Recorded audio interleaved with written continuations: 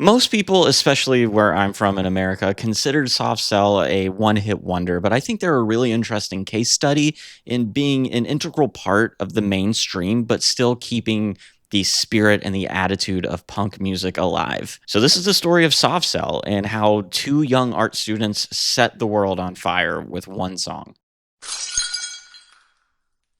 Please give this video a like, especially if you enjoyed it. You can give it a like even if you didn't enjoy it. It would really help me in the algorithm. Consider subscribing so you don't miss out on more stories from music history. And if you know a friend who might really love learning more about soft cell, share this video with them. In your little black book, you've got the names of your favorite Peter Mark Sinclair Almond was born in Southport, which is a smaller town that's ironically in the north of England, right on the sea, but he spent his childhood moving around a few different places. His father, who was a Scottish member of the military, once told Mark that he made a mistake having him and tried to smother him with a pillow, so not off to the greatest family start there. His mother, who was Norwegian, wasn't much better and frequently hit him. At various times, he lived with his grandparents, who he described as very loving, and he really appreciated them and loved the time that he got to live with them. He suffered from intense asthma and didn't do well in school. He now knows that he has mild autism and dyslexia, so that's probably part of the reason why he didn't do well, but no one was really diagnosing that back then, so he was just kind of left to figure it out on his own. Around the age of 13 was when he started to figure out that he might be gay, and that's also around the time that he discovered music and fell in love with glam rock, and that helped him develop his own style and his own aesthetic and his own image. He actually took his eventual stage name Mark after Mark Bolan, who is the legendary frontman of the band T-Rex, inspired so many people, and he talked specifically about his love of David Bowie, saying, quote, "He was so much more important to me than my teachers. He got me into books, music, films. That's what great pop stars can do." End quote. Then he talked about how important it was that he discovered music and how incredible music can be, saying, quote, "When I was 13, we moved from Southport to Leeds. That's when I started to buy records. And the first couple were by Jethro Tull. I knew of them because of Top of the Pops. I'd seen this wild-eyed, crazy-haired guy, and my parents were horrified, but I thought it was fantastic." So while he was a teenager, he was working at the Southport Theater as well as the Southport Fairgrounds, and he had a little band that would play locally, mostly just covers of pop songs. When he was a teenager, I saw one article that said it was when he was 15, but then in a different interview, Mark said that he was 17. His parents divorced. In one place, he said that he and his sister were delighted by that news since it wasn't exactly the most loving and caring home life. But in another interview, he said, quote, "I had a nervous breakdown at 17 when my parents divorced and was sectioned for 2 months." So I'm guessing it was probably a bit of both of those. After a brief stop at Southport College studying performance art, he got a place at Leeds Polytechnic because his performances during the audition process were just so incredible that he managed to get into Leeds Polytechnic. And while studying there in the fine art program, he was able to develop his kind of experimental style, especially in his performances. He did a lot of performance art that was kind of risque and avant-garde and a little strange, and he mixed in elements of cabaret pop and started to build the image that Mark Almond would become famous for. And he also said that he took a lot of inspiration in his art from the punk movement, like so many other people at that time, because he was learning that you didn't have to be technically proficient to start getting your voice out there and creating things. You just had to have the energy and the desire to do it. He also discovered what I'm sure a lot of young British kids found out: London might be a better place for young avant-garde artists than Leeds. He started spending most of his summers and school breaks down in London working at a brothel, and he started incorporating a lot of his experiences doing that into his performances. And at Leeds Polytechnic, he met a tall, stocky bloke from Blackpool who liked painting, who was named David Ball. David was born in Chester, but was adopted and grew up in Blackpool, which was where he first started developing his musical taste. Like probably all of us, he started first listening to pop and rock, and then his taste shifted towards Northern Soul, and then, quote, "it turned into punk, and then it turned into electronic and disco, so it's quite a mixture, really," end quote. He said he would go to the movies with his dad quite a lot, and that's how he started falling in love with film scores and film production. He said his parents weren't really all that interested in music. His dad really loved Glenn Miller, and his mom was interested in classical music, so he said it wasn't a musical household. Any sense of it being a musical household was through him. He became obsessed with music and he tried to teach himself how to play the family's stand-up piano. They got that so his older sister could learn how to play piano, but she showed absolutely no interest in it. So David started just playing around on it, seeing what he could figure out. But then he got his first guitar when he was 15 because he was seeing people like Mark Bolan on Top of the Pops and realizing how important the guitar was to the music that he loved. He said he saw them just like gesturing with the guitar and he just realized that that image was not something you could do on a stand-up piano. He said, quote, "I've always played by ear and spent hours and hours in my bedroom working out chords. I never had musical lessons, which I don't know if that would have done me any good, really.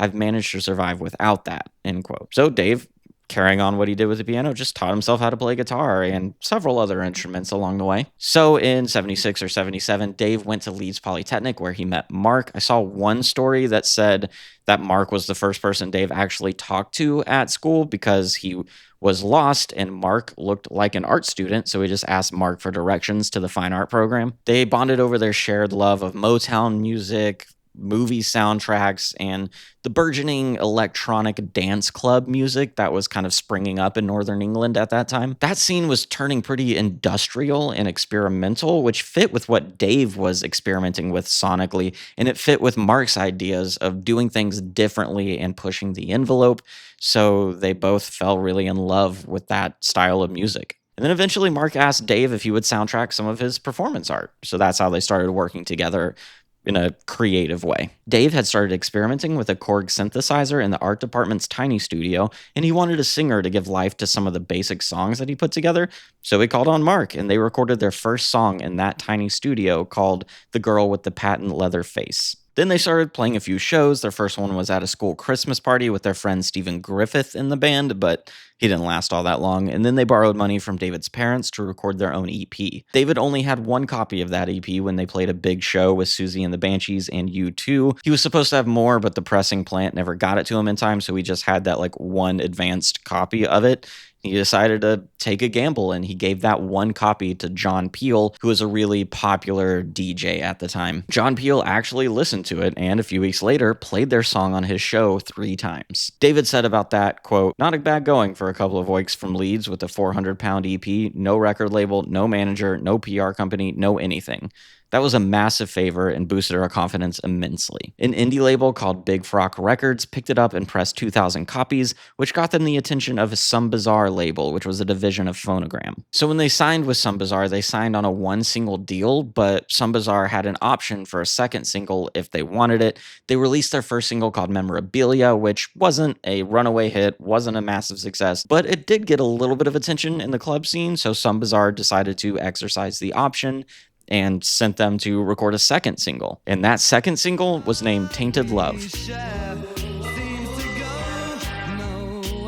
Tainted Love is actually a cover of a song by a Northern Soul singer named Gloria Jones, who was Mark Bolan's girlfriend when he died. She tried recording it twice, once in the 60s and then again in 1976, but neither version gained any commercial attention. When Soft Cell chose to record it, they stripped away a lot of the gloss and glamour to make it darker and sleazier. Mark said that he thinks they found immediate success with that song because they were doing something truly original. He said they took influence from the punk sounds coming out of New York and the garage electronic music from Northern England with bands like very early Human League. He said, quote, "I just think it was a unique sound. The blend of his synthesized sounds, which seemed to have almost a rock and roll and soulful edge, and my vocals made a very original sound. I think no one else was doing what we were doing, electronic music in the way that we were doing it. We were very much original, very much originators. And I don't think anyone's really sounded like us since." I don't think I need to explain to anyone how big of a song Tainted Love was. I mean, it's the reason any of us know of Soft Cell.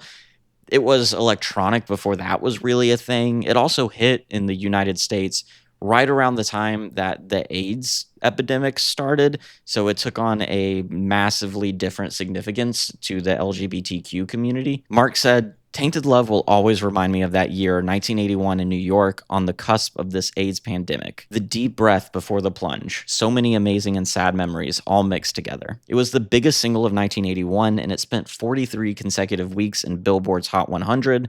It was massive, so all of a sudden, Soft Cell are superstars, and they were quickly sent away to New York City to record an album to capitalize on that success. That album, which was called Nonstop Erotic Cabaret, released in November of 1981, and mostly because it had Tainted Love on it, was a massive success. It reached number 5 in the UK and number 22 in the US. It continued to explore the sleazier side of city life, which was heavily inspired by their time in New York working on it. Even though it was recorded on a minimum budget with kind of primitive technology, Dave said a lot of the strength of that album is how selective they were in choosing what songs went on it. He said, quote, "It was always difficult choosing the songs to go on the album, but brevity was key." And he stressed that if they didn't think a song was good enough, then it wouldn't be on the album and it would never be released. This album came out at the start of that like British synth pop explosion, so it was one of the albums that got to shape the sound of British pop music for essentially the rest of the decade. While working on that album, they spent time in New York City being inspired by Danceteria and other nightclubs like that, and being introduced to MDMA, and as legend has it, they recorded a large part of this album while high on that new drug. Apparently, they just fell into this hole of hedonism and debauchery while they were working on it in New York. After that album, their lives kind of exploded. Mark said it felt like they lived the life of a 20-year rock band in the next 3 years. Tainted Love was massive. Mark explained that it was bigger than the band even, but that debut album spawned a couple more hits and some controversy with a song called Sex Dwarf. The music video, directed by Tim Pope, features brothel workers with chainsaws and other pretty extreme stuff. Mark said that they were just art students trying to be subversive, but he regrets a lot of that now. The video has been bootlegged, but they've not officially released it since it was like initially pulled. Mark said, quote, "That song caused Soft Cell such a lot of trouble. The video and everything around it caused us a lot of pain, and singing it live would bring back all the memories of that time."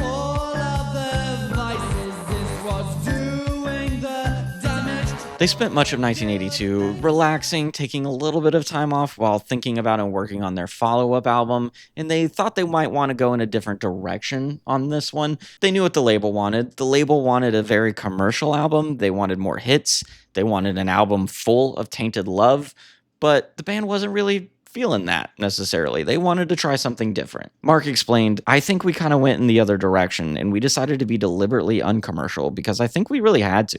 But he said that going in that other direction gave them a little bit more longevity in the band and gave them a stronger fan base, if not necessarily a bigger one. They always pushed the envelope, like right from the very beginning. During their first shows in the United States, they played 3 nights in LA and refused to play Tainted Love, even though that's probably the reason most of the people came to see them. And it was that rebellious, we're not going to do what you think we're going to do attitude that kept them edgy and interesting. But that attitude and their really accelerated drug use and their dislike of long tours kind of contributed to them not breaking through in the same way that other bands did. There's actually a funny story how at one of those LA shows, Ed Cobb, who was the writer of Tainted Love, came to see them, and he came backstage and he was kind of like all smug and cocky, like, "Yeah, I wrote your biggest hit," and then Dave had to break the news to him that it's not a part of their set, and he just like watched his face fall. It's a funny story. Dave said, quote, "It was very stupid, really. It had been our only hit in America, but we were so sick of playing that one tune. We'd been on endless TV shows and radio shows around the world,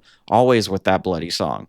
Became like an albatross to us, bigger than the band in America. We're still perceived as one-hit wonders there." Instead of immediately releasing another LP, they released kind of like a mini remix album called Nonstop Ecstatic Dancing, which contained a lot of remixes of older stuff, along with one new single called What, which hit number 3. By 1983, things were starting to fall apart with the group. They were struggling with the fame of being in a pop band. Mark had started a new band called Mark and the Mambas, and they were falling into intense drug habits. You know, the tale as old as time with these pop bands, which made the title of their second full-length album pretty fitting. The Art of Falling Apart, released in January of 1983, performed decently well, even though the singles didn't chart. It seems like critics were finding their sound a bit repetitive at this point, which is ironic considering how fresh and innovative they were seen originally. I think this album is a little bit of a capitulation to the label wanting something commercial, wanting something that sounded like the first successful album. They weren't able to push the envelope up as far as they really wanted with this one. David described this album as, quote, current club sounds, upbeat with downbeat lyrics, and Mark remarked on how the drug scene surrounding this album had become much heavier and darker,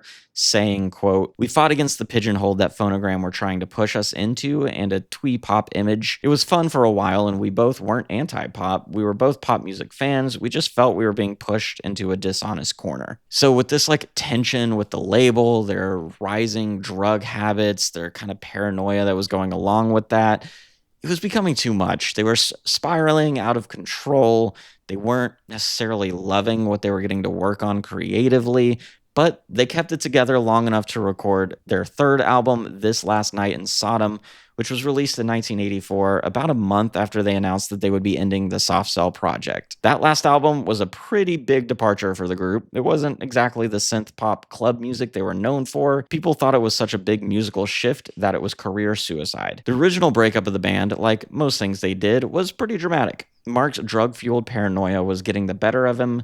Jim Reed, who is a record Mirror journalist, wrote a bad review of his Mark and the Mambas album, so he threatened Jim with a whip. So that was the instigating incident of a pretty public breakdown, and it actually led to Mark announcing in August of 1983 that he was retiring from music. He wrote an open letter to the press saying that both of his bands were done. He wrote, I no longer wish to sing on records. In fact, I no longer wish to sing, which was news to David. He said he read about the breakup of Soft Cell in the magazines just like everyone else. He said, quote, someone showed me NME or something and it said Soft Cell split. And I thought, have we? Mark never mentioned it to me, although he is renowned for having theatrical moments. He just gets carried away and makes sweeping dramatic statements. That's just the way he is. But David did say that they had planned to split up before they even started working on that last album. They were just sick of it. The fame, the label pressure, the drugs, the attention. So they decided that last album, they were just going to do whatever they wanted to do. And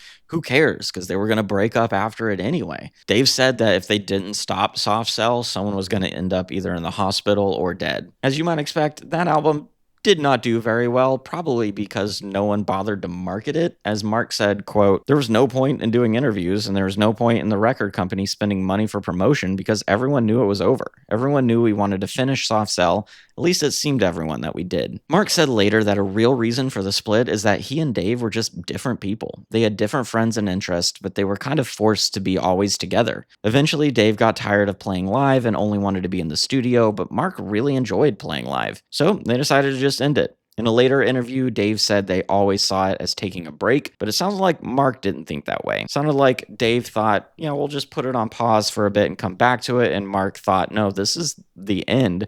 And Mark always regretted that. He wishes they just took some time away. He thought if they took a year or two off, they could come back much stronger and still be doing interesting Soft Cell stuff for another 10 years after that. But they didn't, and they stayed apart for a long time. They did eventually have a series of reunions and performances starting in 2000, and they even released a new album. They made a pretty big deal about their show in 2018 being the last ever Soft Cell show, but they reunited again in 2021, and I guess when the band is two people, it's kind of easy to reunite here and there. After the breakup and between the reunions, Mark threw himself into a solo career, something that really let him experiment and play with his sound and his image and his style. Dave formed a band called Other People with Jenny Hughes, who was his wife at the time, but that didn't last too long. Then he formed another short-lived band, but is mostly focused on his work as a producer. They're still doing Soft Cell stuff on and off, so we'll probably get more music from them, more live shows, more performances, so let me know if you're going to be interested in any of that, if you're excited about any of that. Let me know what you think about Soft Cell. Are you a fan of them? Do you just know Tainted Love and thought,